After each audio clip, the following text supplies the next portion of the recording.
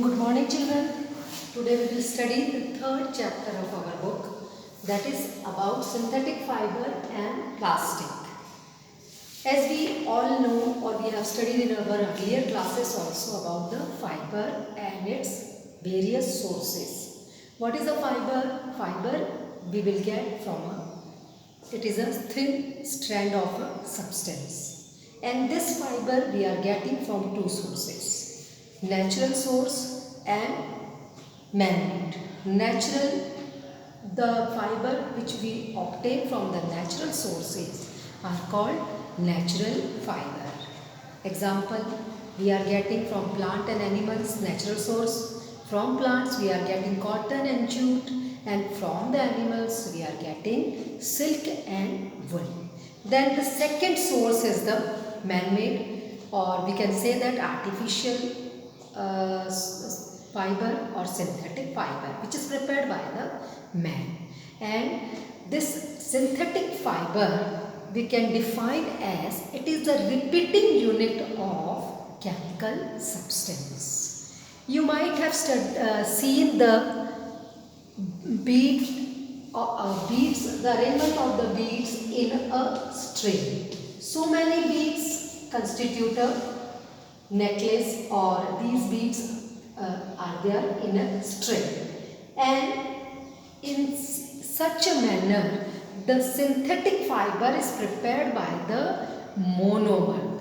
The single unit of this synthetic fiber is called monomer, and this monomer is prepared by a chemical substance. So single unit is called monomer, and when these units combine they are called polymer. Poly means many, mer means unit. So synthetic fiber is made up of polymer, and this polymer is made up of the combination of single units. They are the monomers. Now the arrangement of the monomer are of two kinds. Number one is linear arrangement, like side by side they are arranging themselves. These are the monomers. Then this is so called linear arrangement. And the another kind of arrangement of the monomer is cross-linked. Cross-linked arrangement is also one of the arrangement of the monomer. So this is about the arrangement or the combination pattern of the monomer, by which we will prepare the synthetic fiber. And this synthetic fiber nowadays very much in our common use. How? Because you might have heard about the nylon, rayon, polyester. These are all the example of the synthetic fiber. And polymer, if we will talk about the polymer is found in the nature also, natural substance also, as hemoglobin, which is in our blood. And this hemoglobin is made up of a kind of a protein, and this protein is formed by joining amino acid. And the another example is of cellulose. Cellulose is formed by the combination of glucose molecules. When the glucose molecules combine, they constitute cellulose. So polymer occurs in nature also. Now we will study about the example or types of synthetic fiber. Number one is rayon. Rayon is the synthetic fiber which is also called artificial silk, because it resembles with the silk. How silk material you have seen, your mother is having silk saris, silk dress material also nowadays very common. So this rayon resemble with the silk, so this is also called artificial silk. But if we will compare with the original silk is very expensive, and this rayon, this is the artificial silk, it is cheaper than the real silk. So that is why this is our more in demand nowadays. And this rayon is prepared from the cellulose, and cellulose is a natural substance, naturally occurs substance. The cellulose we are getting from the wood pulp. So rayon is prepared by the natural substance, that is the cellulose. And rayon is found in 3 different varieties. What are these 3 varieties? Number one is viscous, and number 2 is cupro, number 3 is acetate. Number 3 is acetate. Is it clear? So this is about the varieties of rayon. And what are the properties of rayon? Rayon is shiny, lustrous, and one of the very important quality this rayon is having, it absorbs sweat. So because of this property, it is preferable than other type of synthetic fiber or fabrics during summers, because it can absorb sweat. Is it clear?